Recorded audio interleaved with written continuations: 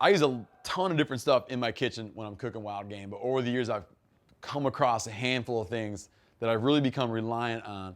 A lot of things I use, I'm not gonna talk about because they're so obvious, but what I'm gonna get into here is some things that I feel a lot of people don't have, or they have the wrong versions of. So these are some things that not only do you need, but you need to make sure to get the right kind or the right variety in order to get the biggest bang for your buck out of it.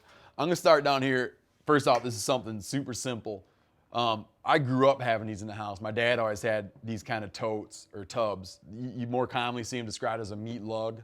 And I lived without them for a long time. And now really I find myself going for these all the time. And I use them everything from icing fish, grinding meat, making sausage. It's just like a simple thing. It's a time saver. They clean super fast. They're lighter than if you're trying to use big heavy cookware for the same purpose.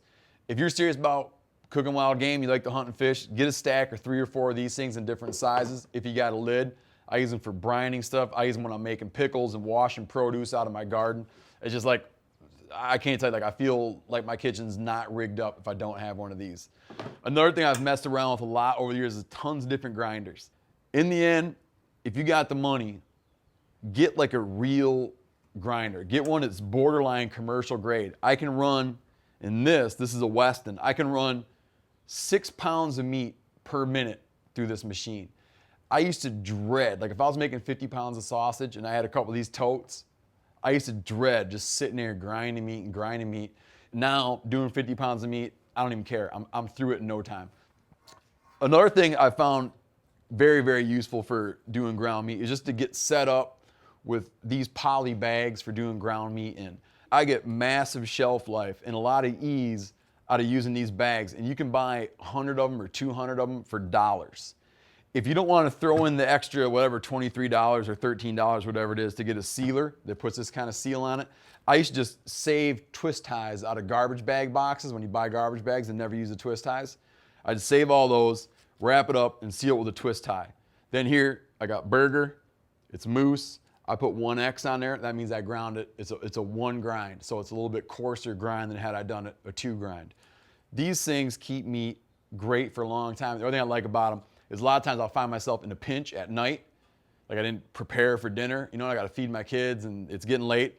I can take one of these, because it's a waterproof bag, I can take one of these and set it right in some lukewarm water in a bowl. It thaws in a hurry, and then the meat doesn't get all soggy like a drowned thing. You know, it just looks great inside the bag. So these are really cheap, really reliable way to freeze ground meat, and you can run it with the proper adapter. You can run it right off a grinder and just fill these bags up. It's a huge time saver. Another thing that I like to own, and again, this could be something like the same way when I was talking about Meatlugs, I just grew up with them. My dad had a big, like industrial sized deep fryer that he got at a restaurant liquidation sale. He kept it in the garage. 90% of the fish and game I ate as a kid rolled out of that deep fryer. I've messed around with running my oil in something like this and just deep frying on the stovetop. But man, I'm telling you, for like cleanup and convenience, to have a portable deep fryer that when you're ready to deep fry stuff, I take it outside, plug it in, do my work outside, let it cool outside, bring it back in, put it on the shelf. There's no like fried fish, fried oil smell in your house. You use a lot less oil because you're able to reuse it again and again. It's just way worth the investment to get a deep fryer. If you get one, go where it seems a little bit bigger than you might need. I've run those small fry daddies like this. I'm always wishing they were a little bit bigger. This finally is a size fryer that I can live with. It's a Breville. It's a great unit, man. I've had it for a little while. I haven't had any problems with it. Check back with me in 10 years. I might feel differently, but right now it seems like a very solid unit. Another thing that's worth investing in that I use a lot, I'm not too particular about cookware so much, but to get a good Dutch oven type thing like this that has a very tight seal on it, that's made out of heavy material, I'm a big fan of doing just like one pot dishes where I'm doing the whole dish in the same pot, finishing it in the oven. And I like this kind of thing. I find myself using this kind of thing more and more because I'll start out with this thing on a burner. I'll cook down garlic. I'll cook down, add onion to it. Then I might add, some kind of crushed tomato and build up a soup or build up a stew or do a pot roast where I'm actually browning the meat in here, then adding stock in there, then put it in my oven. The last 20 minutes, I add my vegetables in there and I do all my cooking right in here, and it just makes cleanup so much faster. I use big cutting boards. I hate when you go to some guy's house, you're trying to fillet fish or whatever, and all they got is little teeny dinky cutting boards. Or worse, they got little teeny glass cutting boards that ruin your knives. This one here I like because you can get nicks in it. This is from cutting shanks. You can see my hacksaw blade marks all over it.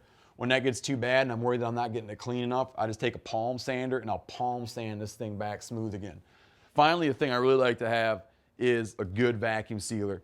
And I find that myself using it more and more for fish and for using it for like white fleshed birds. I do waterfowl breasts in it. And what I like about it is, one, the stuff just looks elegant. It's easy to write labels on this stuff. It's easy to stack it. And I can look in there and tell what's going on. I have very high success rate using these. It keeps fish a lot nicer than other methods I've messed around with on freezing it. So I consider this now like a very strong, have to have it go-to item in my kitchen.